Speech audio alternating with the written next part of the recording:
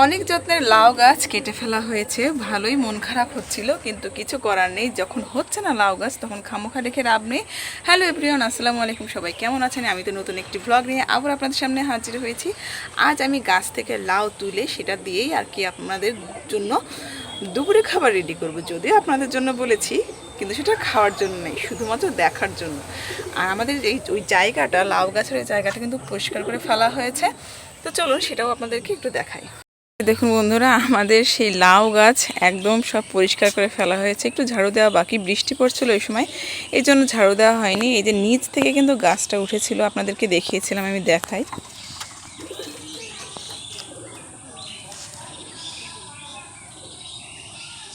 এই যে নিচ থেকে আসলে না শুকিয়ে গেছে, যার কারণে উপরে আর হচ্ছিল না। নিজের হাতে লাউগুলো তুলতে চেয়েছিলাম, কিন্তু শাশুড়ি বললেন আমি তুলছি, তুমি তোমার কাজে যাও। মনটা ভীষণ খারাপ হয়ে গেল। তো যাই হোক, তারপরেও উনি তুললেন, সেইগুলো নিয়ে একটু ভিডিও করলাম। কারণ এই 3টা লাউই ছিল আমাদের লাউ গাছের শেষ লাউ। আর লাউ গাছের শেষ লাউগুলো দেখুন কেমন ছোট্ট ছোট্ট হয়েছে। শেষ লাউ বলেই হয়তো এরকম হয়েছে। আর এই লাউগুলো আমি যে পুকুরের তাজা কই মাছ দিয়েই কিন্তু রান্না করব। সরি, তাজা না, ফ্রিজে ছিল। আর এই কই মাছগুলো কিন্তু আমাদের নিজেদের পুকুরের লাউ কিন্তু অলরেডি রান্না হয়ে গেছে। আর এই গরমে এরকম সুন্দর লাউ রান্না কিন্তু খেতে ভীষণ ভালো লাগে।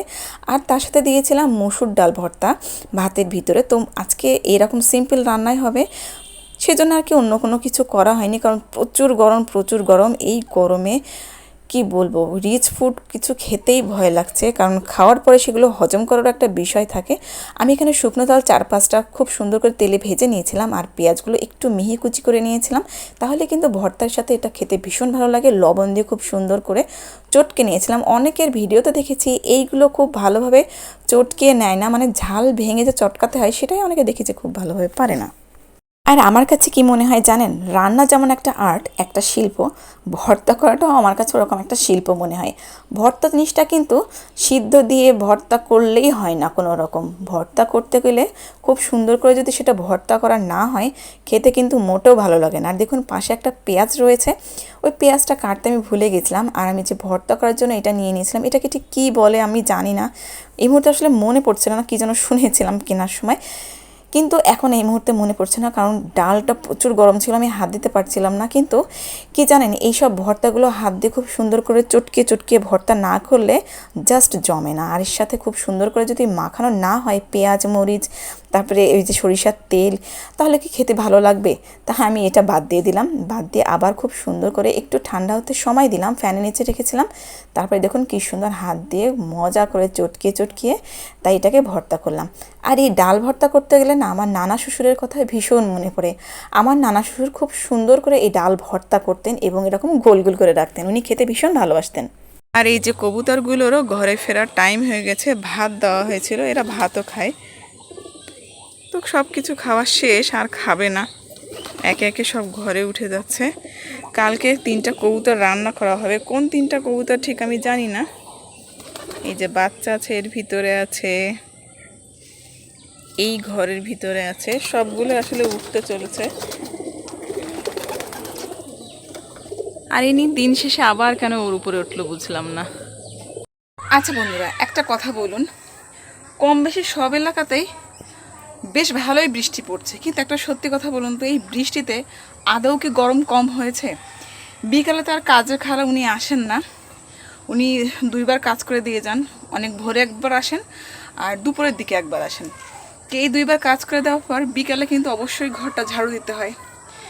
বড় মানে কথা বলতেও কষ্ট হচ্ছে, সিঁড়ি দিয়ে আবার পড়ছি তো। বরাবরের মতো বিকেলে এখন আবার ঘর ঝাড়ু দিলাম। ভাইরে ভাই, ঘর ঝাড়ু দিতে চাই যে এত পরিমাণে কষ্ট হয়ে গেছে। আর আজ বৃষ্টি পড়লেও, সকালে উঠে কিন্তু ঝুম বৃষ্টি হয়েছে, তারপরেও বৃষ্টি পড়লেও এত মানে গরম, কী করবো। ট্যাঙ্কি দেখে, পানির ট্যাঙ্কি দেখে মনে হচ্ছে এখনই ঝাঁপ দিয়ে ওর ভিতরে ডুব দিই। তবে অবশ্যই আমি এখন একটা কুলকুল শাওয়ার নিব, তা না হলে স্বস্তিই পাবো না। একদম মেইন রাস্তার সাথেই বাড়ি বন্ধুরা, যার জন্য প্রচণ্ড সাউন্ড আসে। তোমাদেরকে একটু দেখাই, অনেক সময় তোমাদেরকে বলি যে মেইন রাস্তার সাথে বাসা, তোমরা কিছু মনে করবে না, কিন্তু তোমরা বিশ্বাস করো কিনা জানি না। আমি একটু দেখাই তোমাদের। এই দেখো বন্ধুরা, এই যে মেইন রাস্তা, আমার ভয় লাগছে আসলে। আর সামনেই একটা বাসা আছে ওদের বাসার, এই দেখুন আমি জুম করে দেখাচ্ছি, ড্রাগন গাছে প্রচুর ড্রাগন ধরে, ফুলও এসছে, ফুলগুলো এভাবে বেঁধে রেখেছে, এত সুন্দর। আমাদের ড্রাগন গাছে একটা মাত্র ড্রাগন হয়েছিল, আর আমাদের মাঠে ড্রাগন চাষ করা হয়, কিন্তু শখ করে আমার শাশুড়ি আর কি ছাদে একটা গাছ লাগিয়েছিলেন, সেখানে একটা ড্রাগন হয়েছিল। আমাদের ছাদে দেখুন অনেক জায়গা পড়ে আছে, কিন্তু এই যে কবুতরের জন্য না আসলে কিছুই করা যায় না, কতক্ষণ পরিষ্কার করে রাখা যায়। এই যে সকালে কাজের বয়সে সব ঝাড়ু দিয়ে যাবে, আবার সব নোংরা হয়ে যাবে। ছাদটা কিন্তু বেশ বড়, তারপরও কিচ্ছু লাগানো যায় না, শুধুই কবুতরের জন্য। কালকে 3টা কবুতরের যে রান্না করব, তখন সেই কবুতরগুলোও তোমাদের সাথে আবার একটা ভিডিওতে শেয়ার করব। কবুতর ঘরের দরজাগুলো দিয়ে দিই।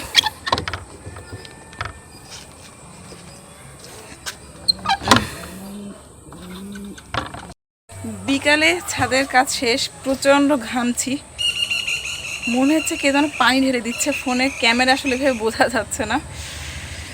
যাই হোক, আমি খুব সুন্দর করে একটা শাওয়ার নিব, তারপর ফ্রেশ হয়ে তোমাদের সামনে আবারও হাজির হব। কিছু থালা বাসন ছিল বন্ধুরা, খুব বেশি না, আসলে মানুষ তো বেশি না, যার জন্য থালা বাসনও কম। তো এইগুলো সন্ধ্যার আগে ধুয়ে নেব, ধুয়ে তারপরে গোসলে যাবো। ভেবেছিলাম যে আগে গোসল করবো, হঠাৎ এসে দেখছি যে আবার এই যে থালা বাসনগুলো পড়ে আছে, তো এগুলো ধুয়ে ফেলি। ধুতে ধুতেই তোমাদের সাথে ভিডিও শেয়ার করে চলছি। অল্প কিছু থালা বাসন একদম। তো চলো অন্য ভিডিওতে চলে যাই। আর দুপুরে খাওয়ার সময় সে খাওয়ার ফুটেজটা নিতে ভুলে গিয়েছিলাম, যার জন্য রাত্রে আবার খাওয়ার ভিডিও নিয়ে চলে এসেছি। এখানে আমি একটা আমড়া ছিলে নিয়েছি, 3টা কাঁচামরিচ নিয়েছি, আর লাউ, আর এই যে কই মাছ। আর ভর্তাটা রাত্রে খাইনি, কারণ প্রচুর গ্যাস্ট্রিকের সমস্যা হচ্ছিল, যার জন্য আর খাইনি। এই দেখুন আমি কিন্তু খেতে বসে গেছি, আর প্রচুর মাথায় ব্যথা করছে, চোখে ব্যথা করছে, যার জন্য চশমা পরেছিলাম। আর চশমাটা মনে হচ্ছে পরবো না খুলবো, আমি কেন জানি না ভাত খাওয়ার সময় চোখে চশমা রাখতেই পারি না, আমার ভীষণ বিরক্ত লাগে। আর এই যে আমড়া খেতে কার ভালো লাগে ভাতের সাথে, বিশেষ করে লাউয়ের সাথে আমার ভীষণ ভালো লাগে কিন্তু আমড়া খেতে। এই জন্য আমি লাউয়ের সাথে একটা আমড়া নিয়েছিলাম, আর কাঁচামরিচ তো তার সাথে ছিলই, কিন্তু পরে আমি আরও 2-3টা কাঁচামরিচ নিয়েছিলাম। খেতে খেতে ভীষণ ভালো লাগছিল, কিন্তু খাওয়ার পরে প্রচণ্ড ঝালে পেটের ভিতরে খুব জ্বলছিল। কিচ্ছু করা নেই, কিন্তু খেতে যে ভীষণ ভালো লাগছিল এটাই তো আসলে বিষয় না। আর এই যে প্রচণ্ড গরম লাগছিল, আমি খুব সুন্দর করে গোসল করে নিয়ে তাই গরমে আমি ফ্যানের নিচে বসেছিলাম, যদিও কারেন্ট ছিল না, আইপিএস চলছিল। আর এই প্রচণ্ড গরমে দেখুন, আর এই আইপিএসের জন্য মানে লাইটটা খুব বেশি মানে জ্বলছিল না, কেন জানি না, অনেকক্ষণ ধরে লাইট জ্বলছিল, এই জন্য হয়তো আর সব কিছু ভিডিও ফুটেজ কালো কালো আসছে। এটা একটু অ্যাভয়েড করবেন, কারণ যেহেতু বিদ্যুতের এত প্রবলেম, তো সেই জন্য এরকম মাঝে মাঝে হচ্ছে, কিচ্ছু করার নেই, বিদ্যুৎ থাকছে না বললেই চলে, আসলে কি করব বলুন। হ্যালো ফ্রেন্ডস, রাত্রে তো আরও অনেক ভিডিও করার কথা ছিল, কিন্তু বিদ্যুৎ এত ডিস্টার্ব করে যে ভিডিও করতেই পারলাম না। প্রচণ্ড গরম, প্রচণ্ড গরম, কি বলবো। যদি সারাদিনে যদি 1 ঘন্টা বিদ্যুৎ থাকে আর 1 ঘন্টা বিদ্যুৎ চলে যায়, এমন কেন হচ্ছে বুঝতে পারছি না। তো এটা পরের দিন সকালের ভিডিও। আজকে আমি সকালে উঠেই অনেক কাজ করে ফেলেছি। আমাদের কাজের যে খালামুনি এখন আসেননি, আজকে হয়তো দেরি করে আসবেন। যাই হোক, তো উনি বলে গেছেন যে কাপড় চোপড় যা যা কাচতে হবে সব রেডি করে রাখতে, তো আজকে উনি অবশ্যই আসবেন।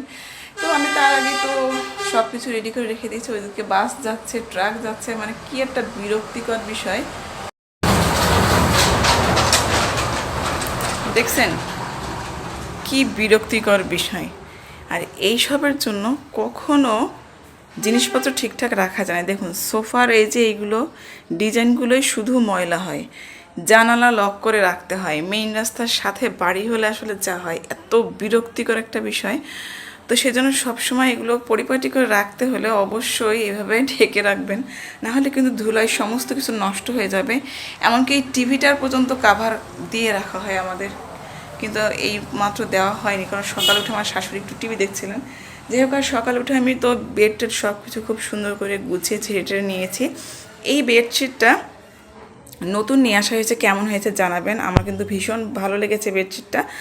আর ওই যে ওই পাশে এর আগেও একজন আপু বলেছিলেন যে পিছনে মশারি এমন ঝুলিয়ে রাখা কেন, আমার শাশুড়ি ওইভাবে ঝুলিয়ে রাখেন, তো কী করব বলুন, কিচ্ছু করার নেই। আর সকালে এখন যা যা টুকটাক কাজ ছিল সব সেরে ফেলেছি, আমার এখনও খাওয়া হয়নি, আমি খাবো। সকালে রুটি করেছে, কিন্তু আমার রুটি তো খেলে প্রচুর সমস্যা হয়, যার জন্য আমি রুটি খাবো না। আর এখানে দেখুন, এখানেও বেডশিট যা কেচে রেখেছিল আমাদের খালা সব এগুলো খুব সুন্দর করে সকালে ভাঁজ করে রেখে দিয়েছি। আর কিছু করার নেই আপাতত, আর শুধু আমাকে মানে কিছু খাবার খেয়ে নিতে হবে সকালের জন্য। তো সকাল উঠে খুব ফ্রেশ ফ্রেশ একটা ভাব আছে, কিন্তু একটু পরেই বন্ধুরা এত পরিমাণে গরম হবে, রান্না করতে গেলে ভীষণ কষ্ট হয়ে যাবে, ভীষণ কষ্ট হয়ে যাবে। আর আমার রান্নাঘরটা অনেক ছোট হয়ে গেছে, তোমাদেরকে আমি দেখাবো। রান্নাঘরটা অনেক ছোট হয়ে গেছে, যার কারণে মানে রান্নাঘরের তুলনায় জিনিসপত্র এত বেশি হয়ে গেছে, এখানে রান্না করতে ভীষণ কষ্ট হয় আমাদের। এখানে মানে আরও কিছু কাজ আছে, যেমন তোমাদের এটা হচ্ছে আমাদের ডাইনিং স্পেস, আর এই যে এইটা হচ্ছে রান্নাঘর। তো এইটা ভেঙে এইখান থেকে আরও সামনে বাড়ানো হবে, যেহেতু সামনে আমাদের আরও জায়গা আছে। নিচে সামনে আরেকটা ফ্ল্যাট তৈরি করা হবে, খুব শিগগিরই কাজে হাত দেওয়া হবে।